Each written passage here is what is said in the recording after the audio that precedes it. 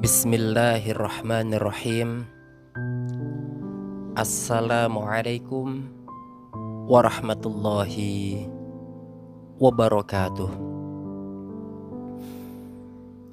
Allahumma inna nas'aluka ilman nafi'a wa rizqan wasi'a wa amalan mutaqabbala. Allahumma akhrijna min zulumatil wahmi wa akrimna binuril fahmi waftah alaina bima'rifatil ilmi wasahil lana abwaba fadlika ya arhamar rahimin. Alhamdulillahi rabbil alamin, wassalatu wassalamu ala ashrafil anbiya'i wal mursalin wa ala alihi wa sahbihi ajma'in, amma ba'du. Ayah bunda, adik-adik yang dirahmati dan dicintai Allah subhanahu wa ta'ala, di video ketiga dalam edisi Sirah Nabawiyah ini, kita akan membahas tentang posisi bangsa Arab dan kaumnya. Pada video kali ini kita akan berbicara panjang lebar, agak sedikit panjang, dan yang perlu digarisbawahi bahwa akan muncul banyak nama, baik nama orang, nama kabilah, nama tempat, atau bahkan tahun. Sehingga saran saya, ya, dinikmati saja sambil tiduran karena durasinya agak panjang, tapi tidak masalah. Kita berdoa mudah-mudahan dengan selalu menyimak, mendengarkan Sirah Nabawiyah yang kita buat, Allah menambahkan keimanan kita dan Allah menumbuhkan lahir dari dalam kita kecintaan, keriduan pada Nabi kita Muhammad sallallahu alaihi wasallam. Nah, ayah bunda dan adik-adik yang dirahmati dan dicintai Allah subhanahu wa ta'ala, posisi bangsa Arab dan kaumnya. Pada hakikatnya, istilah Sirah Nabawiyah merupakan ungkapan tentang risalah yang dibawa Rasulullah sallallahu alaihi wasallam kepada masyarakat manusia, pada kita semua, untuk mengeluarkan mereka, kita, dari kegelapan kepada cahaya, dari penyembahan terhadap hamba kepada penyembahan terhadap Allah. Jadi tidak mungkin bisa menghadirkan gambarannya secara pas dan mengena kecuali setelah membandingkan hal-hal di balik risalah ini dan pengaruhnya. Berangkat dari sinilah kita merasa perlu mengemukakan sedikit uraian tentang kaum-kaum bangsa Arab, kaum bangsa Arab dan perkembangannya sebelum Islam, serta tentang kondisi-kondisi saat beliau Rasulullah sallallahu alaihi wasallam diutus sebagai rasul. Nah, posisi bangsa Arab. Nah, ini kita sudah mulai masuk ya. Menurut bahasa, Arab artinya padang pasir, tanah gundul dan gersang yang tiada air dan tanamannya. Sebutan dengan istilah ini sudah diberikan sejak dahulu kala kepada Jazirah Arab, sebagaimana sebutan yang diberikan kepada suatu kaum yang disesuaikan dengan daerah tertentu, lalu mereka menjadikannya sebagai tempat tinggal. Jazirah Arab dibatasi Laut Merah. Nah, ini perlu digarisbawahi atau perlu diingatlah ya, Laut Merah. Jazirah Arab dibatasi Laut Merah dan Gurun Sinai di sebelah baratnya. Di sebelah timurnya dibatasi Teluk Arab dan sebagian besar negara Irak bagian selatan. Di sebelah selatan dibatasi Laut Arab yang bersambung dengan Lautan India. Di sebelah utara dibatasi negeri Syam, dan sebagian kecil dari negara Irak. Sekalipun mungkin ada sedikit perbedaan dalam penentuan batasan ini, luasnya membentang antara 1 juta mil kali 1.300.000 mil. Luasnya Jazirah Arab tadi ya, itu antara 1 juta mil kali 1.300.000 mil. Masya Allah. Jazirah Arab memiliki peranan yang sangat besar karena letak geografisnya. Sedangkan dilihat dari kondisi internalnya, Jazirah Arab hanya dikelilingi gurun dan pasir di segala sudutnya. Masya Allah. Ya, kemungkinan ayah bunda tahu banget lah ya yang sudah pernah pergi umroh maupun haji. Gurun pasir, panas, bebatuan.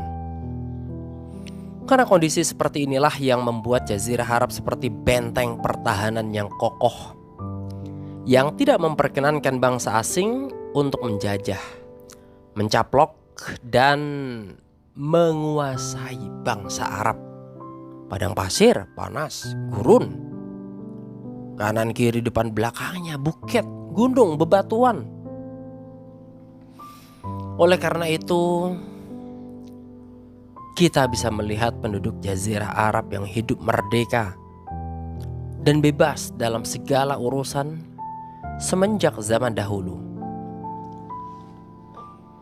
Ya, sekalipun begitu mereka tetap hidup berdampingan dengan 2 imperium yang besar saat itu, yang serangannya tak mungkin bisa dihadang andaikan tidak ada benteng pertahanan yang kokoh seperti itu. Sedangkan hubungannya dengan dunia luar, Jazirah Arab terletak di benua yang sudah dikenal semenjak dahulu kala, yang mempertautkan daratan dan lautan. Sebelah barat laut merupakan pintu masuk ke benua Afrika. Sebelah timur laut merupakan kunci untuk masuk ke benua Eropa. Tadi benua Afrika, sekarang benua Eropa. Dan sebelah timur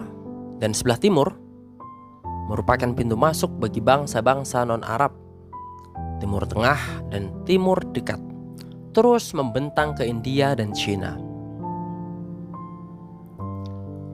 Setiap benua mempertemukan lautnya dengan Jazirah Arab, dan setiap kapal laut yang berlayar tentu akan bersandar di ujungnya. Karena letak geografisnya seperti itu pula, sebelah utara dan selatan dari Jazirah Arab menjadi tempat berlabuh berbagai bangsa untuk saling tukar-menukar perniagaan, peradaban, agama, dan seni. Sekarang siapakah kaum-kaum bangsa Arab itu? Ayah bunda dan adik-adik yang dirahmati dan dicintai Allah Subhanahu wa ta'ala. Ditilik dari silsilah keturunan dan cikal bakalnya, para sejarawan membagi kaum-kaum bangsa Arab menjadi 3 bagian, yaitu ini kita mulai menghafal nama-namanya yang susah-susah, karena kita mungkin jarang mendengarkan para da'i, penceramah, ustadz mendetailkan cerita, biografi, sirah nabawiyah, bahkan sebelum atau sesudah beliau diutus. Yang pertama ada Arab Ba'idah. Oke, diingat ya, Arab Ba'idah. Siapa mereka? Mereka adalah kaum-kaum Arab terdahulu yang sejarahnya tidak bisa dilacak secara rinci dan komplit. Seperti siapa? Seperti Ad, Thamud, Thasem, Judais, Amlak, dan lain-lainnya. Ya, diulangin lagi ya.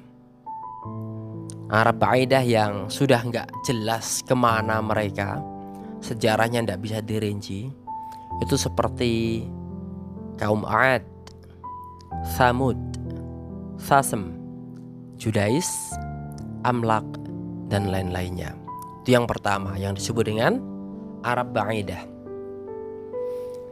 Yang kedua adalah Arab Aribah. Arab Aribah. Aribah. Siapa mereka? Mereka adalah kaum-kaum Arab yang berasal dari keturunan Ya'rub bin Yashjub bin Qahtan. Susah ya. Arab Aribah itu berasal dari keturunan Ya'rub. Ya'rub bin anak siapa? Yashjub. Yashjub bin anak siapa? Qahtan. Qahtan. Atau disebut pula Arab Qahtaniyah. Arab Qahtaniyah. Dan yang ketiga, bangsa Arab terdiri dari yang terakhir ya, Arab Musta'ribah. Arab Musta'ribah.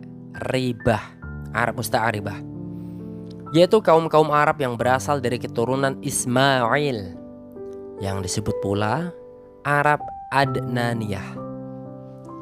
Arab Adnaniyah.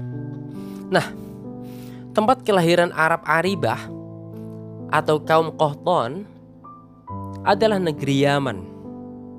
Negeri Yaman, yaitu tempat kelahiran Arab Aribah.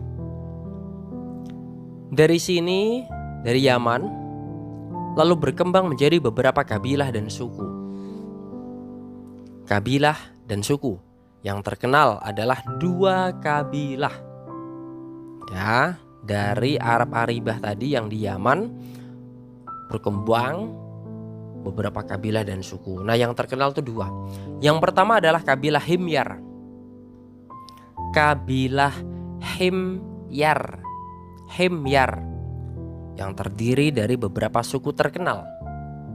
Kabilah itu lebih besar, lebih gede. Di bawahnya itu namanya suku. Nah, suku-suku yang berada di naungan kabilah Himyar ini ada Zaid al-Jumhur. Zaid al-Jumhur. Zaid al-Jumhur. Ada Qodo'ah, Odo'ah, dan Sakasik. Sakasik. Yang pertama Zaid al-Jumhur, Qodo'ah, dan Sakasik. Itu adalah suku-suku di bawah naungan kabilah Himyar. Yang kedua, Kahlan. Kahlan ini mempunyai beberapa suku terkenal. Banyak ini terkenal, yaitu suku Hamdan, Anmar, Wati' ya, Wati', Madhaj, Kindah, Lahom, Judham, Udh, Aus, Khazraj, dan anak keturunan Jafnah Raja Syam. Oh, ada berapa tadi tuh? Yang kedua tadi ya, dari Arab Aribah. Itu ada dua kabilah yang besar, dan setiap kabilah mempunyai beberapa suku. Kalau Kahlan yang kedua tadi, suku di bawahnya adalah suku Hamdan. Hamdan. Yang kedua suku Anmar. Anmar. Yang ketiga suku Wati'. Suku Wati'. Terus ada yang keempat suku Madhaj. Suku Madhaj. Yang kelima ada suku Kindah. Kindah. Terus ada suku Lahom. Lahom. Yang ketujuh ada suku Judham. Judham. Judham. ke-8 ada suku Udz. Yang ke-9 ada suku Aus. Aus biasa, Aus seperti Australia gitu, Aus. Yang ke-10 ada suku Khazraj. Dan yang terakhir ke-11 yaitu anak keturunan Jafnah, Raja Syam. Ayah bunda, adik-adik yang dirahmati dan dicintai Allah Subhanahu wa ta'ala. Suku-suku Kahlan banyak yang hijrah meninggalkan Yaman, lalu menyebar ke berbagai penjuru jazirah sebelum ada bencana karena kegagalan mereka dalam perdagangan. Sebagai akibat dari tekanan bangsa Romawi dan tindakan mereka yang menguasai jalan perdagangan lewat laut.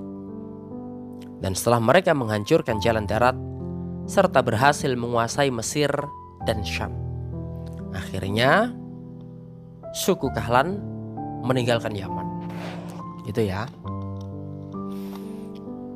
Juga tidak menutup kemungkinan jika hal ini sebagai akibat dari persaingan antara suku-suku Himyar. Suku Himyar itu yang pertama tadi kita sebutkan ya, yaitu Arab Aribah, terdiri dari dua kabilah besar, kabilah Himyar dan Kahlan. Nah, ini mungkin juga karena akibat dari persaingan antar suku-suku Himyar dan Kahlan.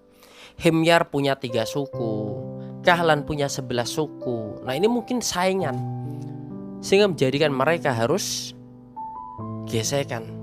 Ada yang menetap, ada yang keluar dari mana? Dari Yaman. Yang disudahi dengan menetapnya suku-suku Himyar dan kepindahannya suku-suku Kahlan. Nah, Himyar, suku yang pertama tadi, akhirnya menetap di Yaman, dan suku Kahlan akhirnya keluar dari Yaman. Suku-suku Kahlan yang berhijrah bisa dibagi menjadi 4 golongan. Yang pertama, Udz, suku Udz.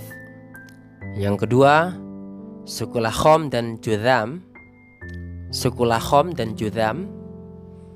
Yang ketiga, Bani Ta'i.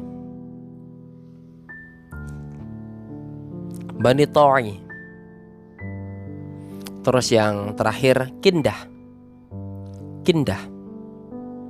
Nah, kita akan coba bahas satu persatu. Kaum Udz, mereka langsung hijrah dan dipimpin langsung oleh pemuka dan pemimpin mereka. Namanya Imran bin Amru Muzaiquba. Imran bin Amru Muzaiquba. Mereka berpindah-pindah di negeri Yaman dan mengirim para pemandu, lalu berjalan ke arah utara. Setelah sekian lama mengadakan perjalanan, akhirnya mereka berpencar ke beberapa tempat. Tha'labah bin Amru dari Al-Udz menuju Hijaz, lalu menetap di daerah yang diapit Tha'labiyah dan Dziqor.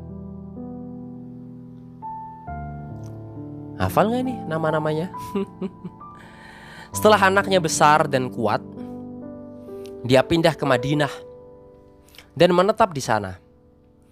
Di antara keturunan Tha'labah ini adalah Aus dan Khazraj, tepat 2 anak Harithah bin Tha'labah.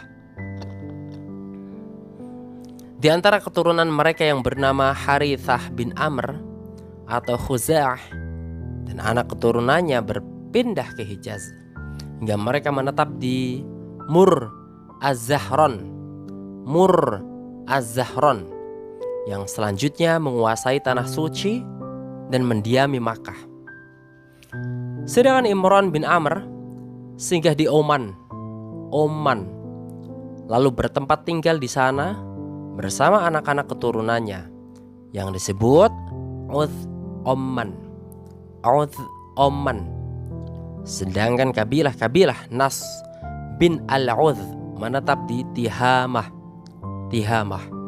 yang disebut Udh Shanu'ah.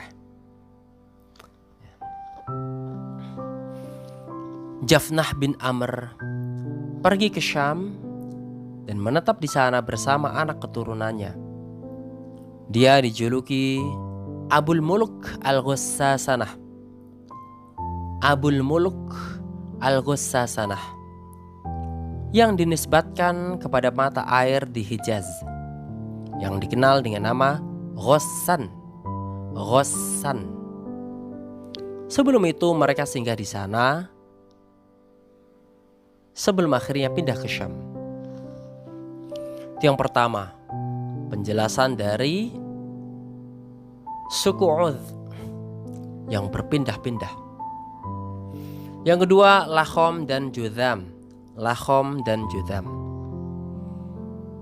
Tokoh di kalangan mereka adalah Nasr bin Rabi'ah. Pemimpin raja-raja Al-Mundhir di Hayrah. Nah, yang ketiga sekarang ya, Bani Ta'i.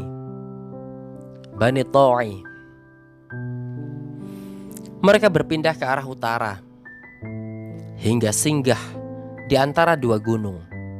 Nama gunungnya adalah Aja dan Salma. Dan akhirnya menetap di sana hingga mereka dikenal dengan sebutan Al-Jabalani, artinya dua gunung. Al-Jabalani, dua gunung di Gunung Ta'i. Yang terakhir Kindah, suku Kindah. Mereka singgah di Bahrain, lalu terpaksa meninggalkannya dan akhirnya singgah di Hadramaut.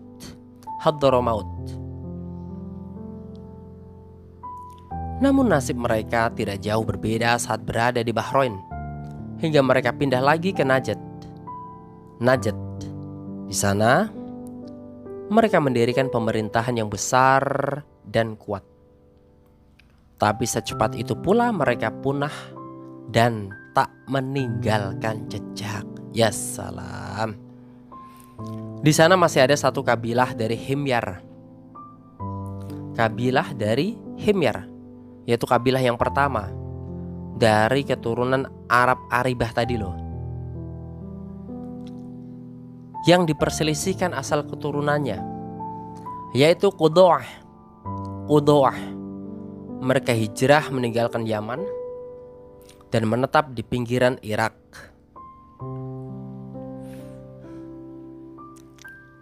Nah, rincian tentang itu ya, tentang ini semuanya bisa dilihat rinciannya tentang kabilah-kabilah ini dan hijrahnya dalam buku Muhadharat Tarikhil Umam Al-Islamiyah Al-Khadri, jilid 1 halaman 11-13. Yang kedua bisa dilihat di Qalbu Jaziratil Arab halaman 231-235. Nah, ada perbedaan yang cukup mencolok dalam berbagai referensi sejarah dalam menetapkan waktu hijrah mereka dan sebab-sebabnya. Kapan hijrahnya dan kenapa mereka hijrah. Tapi setelah mengamati secara cermat di berbagai sudut pandang, maka kita dapat mengambil kesimpulan seperti yang tertulis di sini, seperti yang tersampaikan, yang tentu saja dengan beberapa bukti penguat.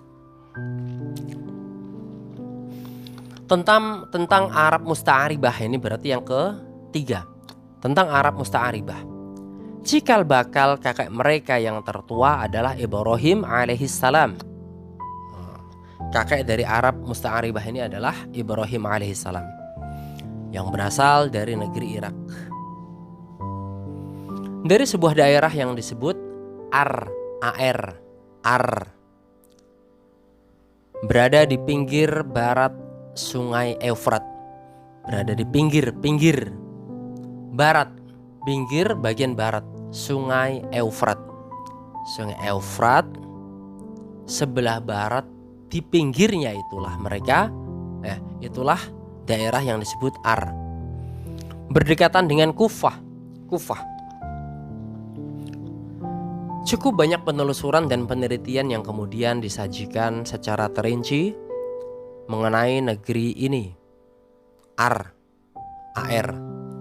Keluarga Ibrahim alaihissalam membahas tentang kondisi religiusnya dan sosial di negeri tersebut. Sudah diketahui bersama bahwa Ibrahim alaihissalam hijrah dari Irak ke Haran atau Hurron, termasuk pula ke Palestina. Hijrah ke sana, Palestina, dan menjadikan negeri itu sebagai pijakan dakwah beliau. Beliau banyak menyusuri negeri ini dengan setitik harapan, hingga akhirnya beliau sampai ke Mesir. Firaun, penguasa Mesir, merekayasa dan memasang siasat buruk terhadap istri beliau, Sarah. Namun Allah justru mengembalikan jerat itu ke lehernya sendiri, hingga akhirnya Firaun tahu kedekatan hubungan Sarah dengan Allah.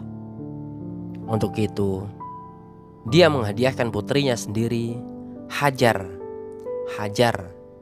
putrinya Firaun, menjadi pembantu Sarah, sebagai pengakuan terhadap keutamaan Sarah. Dan akhirnya Sarah mengawinkan Hajar dengan Ibrahim. Nah, ayah bunda dan adik-adik semua, menurut kisah yang sudah banyak dikenal, Hajar adalah seorang budak wanita. Tetapi seorang penulis kenamaan, Al-Allamah Al-Qadi Muhammad Sulaiman Al-Mansurfuri. Ulangi lagi ya. Al-Allamah Al-Qadi Muhammad Sulaiman Al-Mansurfuri telah melakukan penyelidikan yang seksama bahwa Hajar adalah seorang wanita merdeka dan dia adalah putri Fir'aun sendiri. Itu bisa dilihat di buku Rahmah lil Alamin, jilid 2, halaman 36 sampai 37. Ibrahim alaihissalam kembali ke Palestina dan Allah menganugerahkan Ismail dari Hajar. Sarah, istri Ibrahim yang pertama, terbakar api cemburu. Dia memaksa Ibrahim untuk melenyapkan Hajar, istri kedua atau istri dari Hajar. Hajar itu istri kedua, dan Hajar adalah budak wanita yang diberikan Raja Fir'aun kepada Sarah sebagai pengakuan bahwa Sarah punya kedekatan dengan Allah. Dan karena ada masalah, sehingga Raja Fir'aun tadi memberikan anaknya sendiri yang bernama Hajar kepada Sarah. Nah, si Sarah karena cemburu, dia minta Hajar sama putranya yang masih kecil, namanya Ismail, untuk pergi jauh-jauh. Maka Ibrahim membawa keduanya ke Hijaz, dan menempatkan mereka berdua di suatu lembah yang tiada ditumbuhi tanaman, tepatnya di dekat Baitul Haram, yang saat itu hanya berupa gundukan-gundukan tanah. Insya Allah bisa dibayangkan, kita yang pernah umroh itu merasa sangat panas ketika berada di luaran hotel, di luar Masjidil Haram, di luar Madinah, Masjid Nabawi. Padahal kita masih dekat, misalkan ya, dengan hotel-hotel kita lah ya. Di dalam hotel kan semuanya ber-AC. Kita baru satu langkah saja keluar pintu gerbangnya atau pintu lobinya itu sudah menyengat luar biasa. Apalagi Hajar dan Ismail ditaruh di lembah yang tiada kehidupan di sana. Panas. Rasa gundah mulai menggelayuti pikiran Ibrahim. Beliau menoleh ke kiri dan ke kanan, lalu meletakkan putranya di dalam tenda, tepatnya di dekat mata air Zam-Zam saat ini. Waktu itu belum tahu. Saat itu Makkah belum ada seorang manusia pun. Satu til nggak ada. Dan tidak ada mata air. Ya Allah, padahal air adalah adalah sumber kehidupan. Lah kalau nggak ada air, bagaimana membayangkan bisa hidup di sana? Makanya kita harus banyak-banyak bersyukur sama Allah ketika di rumah kita, di sekitar kita masih ada air. Itu tandanya sumber kehidupan masih ada. Beliau meletakkan geriba. Apa itu geriba? Wadah air di dekat Hajar dan Ismail. Di situ juga diletakkan kurma. Setelah itu beliau kembali lagi ke Palestina. Masya Allah. Istri mana yang kuat seperti ini jikalau ditinggalkan suaminya saat datang di sebuah tempat saat itu juga. Ya Rob, ya Rob, ya Rob. Masya Allah. Beberapa hari tak lama kemudian, bekal dan air sudah habis. Sementara tidak ada mata air yang mengalir, tiba-tiba mata air Zam-Zam memancar berkat karunia Allah, sehingga bisa menjadi sumber penghidupan bagi mereka berdua yang tak pernah habis hingga sekarang. Air Zam-Zam sampai sekarang gak pernah habis, padahal setiap hari diambilin. Masya Allah. Dengan hikmah Allah tentunya.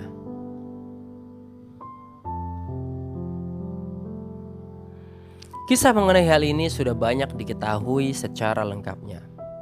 Bisa dilihat di Sahihul Bukhari, Kitabul Anbiya, jilid 1 halaman 474 sampai 475. Nah, ayah bunda dan adik-adik yang dirahmati dan dicintai Allah Subhanahu wa ta'ala. Suatu kabilah dari Yaman, jumhur kedua, yang berarti jumhur kedua nih ya, datang di sana. Dan atas perkenan Ibu Ismail, mereka menetap di sana.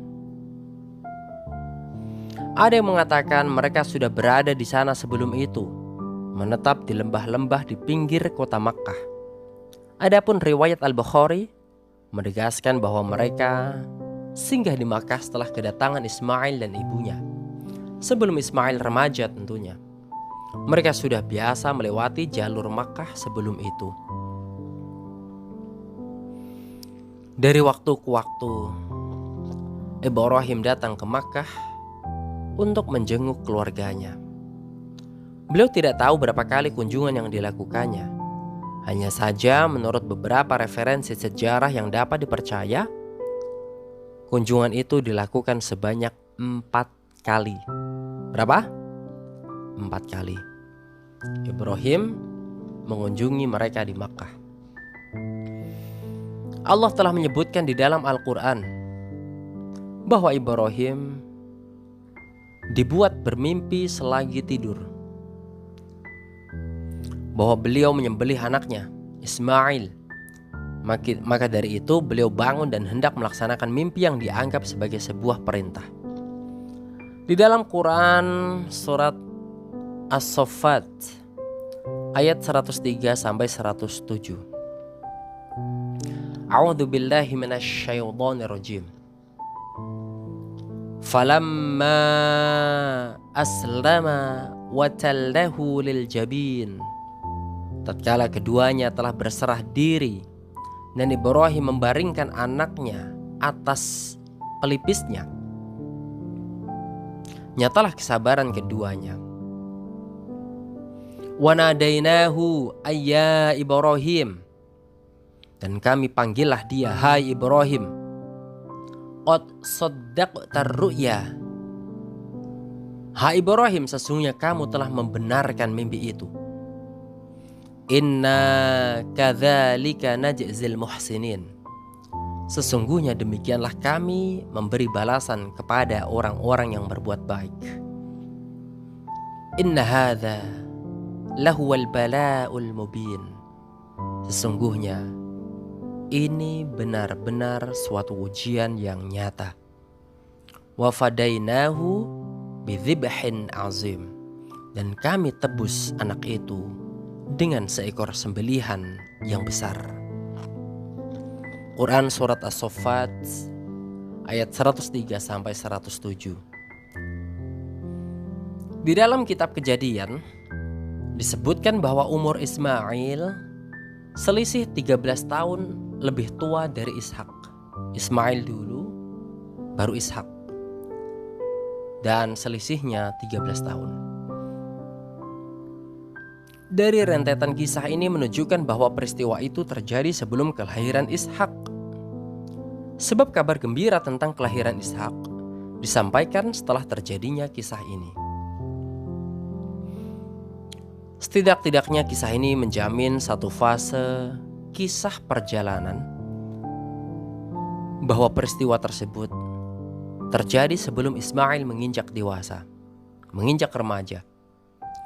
Sedangkan 3 fase lainnya telah diriwayatkan Al-Bukhari secara panjang lebar dari Ibnu Abbas secara marfu', yang intinya bahwa sebelum remaja Ismail belajar bahasa Arab dari kabilah Jurhum, kabilah yang datang dan meminta izin kepada ibunya Ismail, Hajar, untuk menetap di Makkah. Nah, Ismail belajar bahasa Arab dari kabilah Jurhum tersebut. Karena merasa tertarik kepadanya, maka mereka mengawinkannya dengan salah seorang wanita dari golongan mereka. Ya, Ismail tadi itu dijodohkan lah gampangannya itu. Karena kabilah Jurhum tadi itu tertarik dengan Ismail. Saat itu ibu Ismail sudah meninggal dunia, jadi nggak disaksikan sama Hajar, gitu. Nah, suatu saat Ibrahim hendak menjenguk keluarga yang ditinggalkannya. Maka beliau datang setelah pernikahan itu. Tatkala tiba di rumah Ismail, beliau tidak mendapatkan Ismail. Maka beliau bertanya kepada istrinya, bagaimana keadaan mereka berdua? Istri Ismail mengeluhkan kehidupan mereka yang melarat. Maka Ibrahim menitip pesan agar istrinya menyampaikan kepada Ismail untuk merubah palang pintu rumahnya. Setelah diberitahu, Ismail mengerti maksud pesan ayahnya. Maka Ismail menceraikan istrinya dan kawin lagi dengan wanita lain, yaitu putri Mudad bin Amr. Putri Mudad bin Amr, pemimpin dan pemuka kabilah Jurhum. Itu bisa dilihat di Qalbu Jaziratil Arab, halaman 230. Setelah perkawinan Ismail yang kedua ini, Ibrahim datang lagi, namun tidak bisa bertemu dengan Ismail. Beliau bertanya kepada istri Ismail tentang keadaan mereka berdua. Jawaban istri Ismail adalah pujian kepada Allah. Lalu Ibrahim kembali lagi ke Palestina setelah menitip pesan lewat istri Ismail agar Ismail memperkokoh palang pintu rumahnya. Artinya untuk dipertahankan.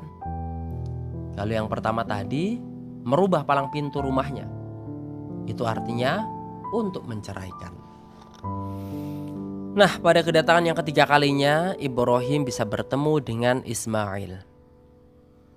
Yang saat itu Ismail sedang meraut anak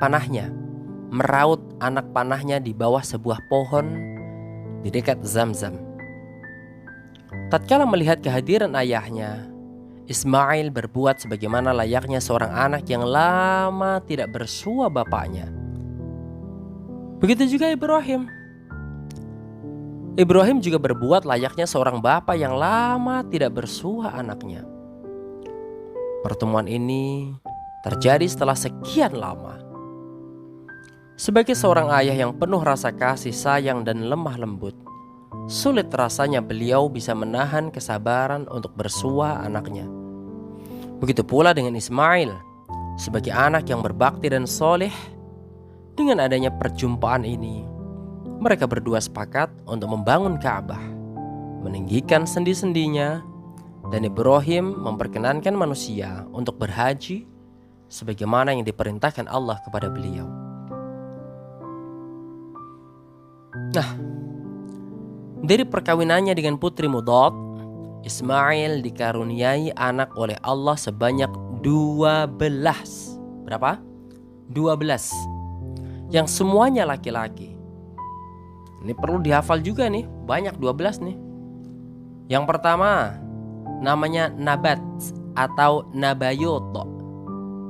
Nabat atau Nabayut. Yang kedua Qidar. Qidar. Anak Ismail yang ketiga yaitu Adba'il. Adba'il. Susah ya, Adba'il. Yang keempat Mabsham. Mabsham. Mabsham. Yang kelima Mashma'. Mashma'. Yang keenam Duma. Duma. Ketujuh Misha. Misha. Kemudian yang kedelapan Hadad. Hadad ini mudah nih ya. Yang kesembilan Yatma. Yatma. Kesepuluh Yatur. Yatur. Ke-11 Nafis. Nah gampang nih. Ini kalau di kampung saya Kayen Pati sana nama seorang wanita. Tapi ini kan anaknya Ibrahim, laki-laki. Anaknya Ismail yang 12. Salah satunya Nafis. Dan yang terakhir Qoidaman. Qoidaman. Dari mereka inilah kemudian berkembang menjadi 12 kabilah. Kabilah itu besar, bukan suku. Kabilah, di bawahnya baru suku. Yang semuanya menetap di Makkah dan untuk sekian lama. Pokok pencaharian mereka adalah berdagang, membentang dari negeri Yaman hingga ke negeri Syam dan Mesir. Dari Yaman ke Syam sampai Mesir. Selanjutnya, kabilah-kabilah ini menyebar ke berbagai penjuru jazirah dan bahkan keluar jazirah. Nah, seiring dengan perjalanan waktu, keadaan mereka tidak lagi terdeteksi saking banyaknya, kecuali anak keturunan Nabat dan Qidar. Anak keturunan Nabat yang pertama berarti ya, atau Nabayut, dan Qidar anak keduanya. Peradaban anak keturunan Nabat bersinar di Hejaz Utara. Mereka mampu mendirikan pemerintahan yang kuat dan menguasai daerah-daerah di sekitarnya, dan menjadikan Al-Batra sebagai ibu kotanya. Al-Batra sebagai ibu kotanya. Tak seorang pun berani memusuhi mereka, hingga datang pasukan Romawi yang melindas mereka. Setelah melakukan penyelidikan yang mendalam dan penelitian yang akurat, As-Sayyid Sulaiman An-Nadawi menegaskan bahwa raja-raja keturunan Ghassan, termasuk Aus dan Khazraj, bukan berasal dari keturunan Qahtan, bukan, tetapi dari keturunan Nabat, anak Ismail. Itu bisa dilihat di buku Tarikhul Ardil Quran. Tarikhu Ardil Quran, jilid 2 halaman 78 sampai 86. Sedangkan anak keturunan Qidar, anak Ismail yang kedua, bin Ismail, tetap menetap di Makkah, beranak pinak di sana, hingga menurunkan Adnan dan anaknya Ma'ad. Dari dialek keturunan Arab Adnaniyah masih bisa dipertahankan keberadaannya. Adnan adalah kakek ke-27 pitulikur dalam silsilah keturunan Nabi SAW. Diriwayatkan bahwa jika beliau menyebutkan nasabnya dan sampai kepada Adnan, maka beliau Rasulullah berhenti dan bersabda, para ahli silsilah nasab banyak yang berdusta. Lalu beliau tidak melanjutkannya. Segolongan ulama memperbolehkan mengangkat nasab dari Adnan ke atas dengan berlandaskan kepada hadis yang memang mengisyaratkan hal itu. Menurut mereka, antara Adnan sampai Ibrahim alaihissalam ada 40 keturunan, Masya Allah, yang didasarkan kepada penelitian yang cukup mendetail. Bisa dilihat di buku Rahmatun lil Alamin, jilid 2, halaman 7, halaman 8, halaman 14, halaman 17. Selanjutnya keturunan Ma'ad dari anaknya Nizar telah berpencar kemana-mana. Menurut suatu pendapat, Nizar adalah satu-satunya anak Ma'ad.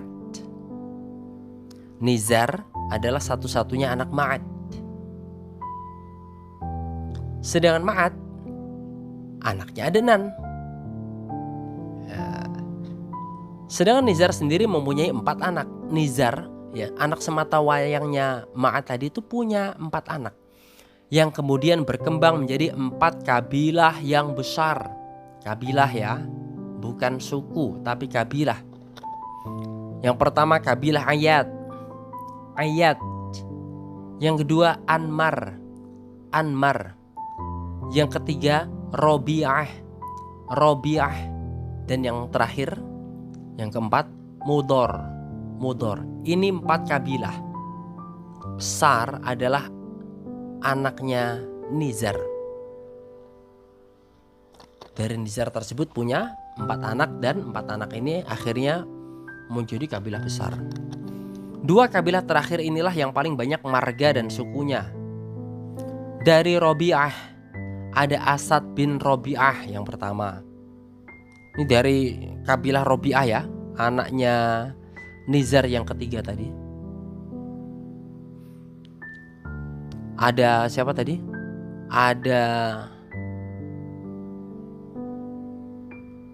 Robi'ah. Dari Robi'ah ada Asad bin Robi'ah, ada Anzah, Abdul Qais. 2 anak Wa'il, Bakar dan Taglib. 2 anak Wa'il. Siapa 2 anak Wa'il itu? Bakar dan Taglib, Hanifah dan lain-lainnya. Sedangkan kabilah Mudor berkembang menjadi 2 suku yang besar, yaitu Qais Ailan bin Mudor, dan marga Ilyas bin Mudor. Dari Qais Ailan ada Bani Sulaim, Bani Hawazin, Bani Ghatafan. Hafal gak ini? Susah memang ini. Ini kita bicara tentang sejarah. Biasa, bicara tentang sejarah berarti bicara tentang banyak nama. Nama orang, nama kabilah, suku, tempat ya. Dari Ghatafan ada Abs. Yang kedua ada Zibyan, ada Ashja' dan Ghani bin Asr. Dari Ilyas bin Mudor ada Tamim bin Murrah, Huzail bin Mudrikah, Bani Asad bin Khuzaimah, dan marga Kinanah bin Khuzaimah. Dari Kinanah ada Quraisy, yaitu anak keturunan Fihr bin Malik bin An-Nadar bin Kinanah. Bingung dah. Quraisy terbagi menjadi beberapa kabilah. Yang terkenal adalah Jumuh, ada Sahm, ada Adi, ada Makhzum, ada Taim, ada Zuhrah, dan suku-suku Qusay bin Kilab. Dan suku-suku Qusay bin Kilab ada Abduddar bin Qusay, Asad bin Abdul Uzza bin Qusay, dan Abdi Manaf bin Qusay. Nah, Abdi Manaf mempunyai 4 anak: Abdi Syams, Naufal, Al-Muttalib, dan Hashim. Hashim adalah keluarga yang dipilih Allah bagi Muhammad bin Abdullah bin Abdul Muttalib bin Hashim Rasulullah Shallallahu Alaihi Wasallam pernah bersabda di dalam riwayat At-Tirmidzi, di riwayat Muslim juga, At-Tirmidzi juga. Qala Allah Ta'ala fi kitab, qala Rasulullah Shallallahu Alaihi Wasallam, Inna Allah astafa min waladi Ibrahim Ismail. Sesungguhnya Allah telah memilih Ismail dari anak Ibrahim. Wastafa min waladi Ismail Kinanah. Memilih Kinanah dari anak Ismail. Wastafa min bani Kinanah Quraisyan. Memilih Quraisy dari bani Kinanah. Wastafa min Quraisyin bani Hashimin. Memilih bani Hashim dari Quraisy. Wastafani min bani Hashim. Dan memilihku dari bani Hashim. Mantap ya, Masya Allah. Dari Al-Abbas bin Abdul Muttalib. Dari Al-Abbas bin Abdul Muttalib, dia berkata, Rasulullah Sallallahu Alaihi Wasallam, diriwayatkan At-Tirmidzi, Inna Allah khalaqal khalqa faj'alani min khairi firaqihim wa khairil fariqain thumma tukhayyirul qabaila faj'alani min khairil qabirati thumma tukhayyirul buyutu faj'alani min khairi buyutihim fa ana khairuhum nafsan wa khairuhum baitan. Rawahu At-Tirmidzi. Inna Allah khalaqal khalqa, sesungguhnya Allah menciptakan makhluk lalu menjadikanku dari sebaik-baik golongan mereka dan sebaik-baik dua golongan. Sebaik-baik golongan mereka dan sebaik-baik dua golongan. Kemudian memilih beberapa kabilah, lalu menjadikanku dari sebaik-baik kabilah. Kemudian memilih beberapa keluarga, lalu menjadikanku dari sebaik-baik keluarga mereka. Maka aku adalah sebaik-baik diri dan sebaik-baik keluarga di antara mereka. At-Tirmidzi. Nah ya bunda dan adik-adik yang dirahmati Allah Subhanahu wa Ta'ala, setelah anak-anak adenan menjadi banyak, mereka berpencar di berbagai tempat di penjuru Jazirah Arab, masing-masing mencari tempat yang strategis dan daerah yang subur. Abdul Qais dan anak-anak Bakar bin Wa'il serta anak-anak Tamim pindah ke Bahrain dan menetap di sana.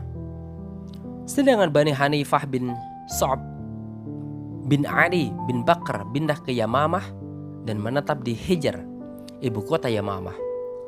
Semua keluarga Bakar bin Wa'il menetap di berbagai penjuru Yamamah, membentang hingga ke Bahrain.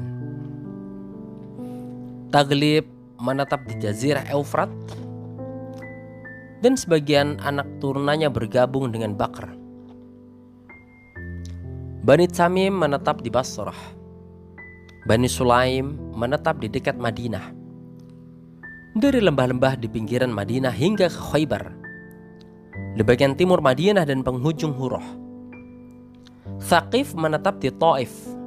Hawazin di timur Makkah, antara Makkah dan Basrah. Bani Asad menetap di timur Taima' dan barat Kufah. Di antara mereka dan Taima' ada perkampungan di Buhtur dari Ta'i. Sedangkan jarak dari tempat mereka ke Kufah bisa ditempuh selama perjalanan 5 hari. Zubian menetap di dekat Taima' hingga ke Hawazain. Di Tihamah ada beberapa suku Kinanah. Sedangkan di Makkah ada suku-suku Quraisy. Mereka berpencar-pencar dan tidak ada sesuatu yang bisa menghimpun mereka. Hingga muncul Qusay bin Kilab. Dialah yang telah menyatukan mereka dan membentuk satu kesatuan yang bisa mengangkat kedudukan mereka. Bisa dilihat di Muhadaratu Tarikhil Umam Al-Islamiyah Al-Hasri, jilid 1 halaman 15 sampai 16. Nah, ayah bunda adik-adik yang dirahmati Allah dan dicintai Allah Subhanahu wa Ta'ala, betapa dahsyatnya sejarah yang sangat panjang ini. Semoga Allah memahamkan kita dengan panjangnya sejarah yang baru saja kita mulai. Hadza wa syukran. Kita doa dulu. Allahumma akhrijna min zulumat, Allahumma inna nastaudi'uka ma 'allamtanahu farduduhu ilaina 'inda hajatina ilaihi wa la tunsinahu ya rabbal alamin. Hadza wa syukran. Assalamualaikum warahmatullahi wabarakatuh. Kita lanjutkan nanti di video yang keempat atau yang selanjutnya.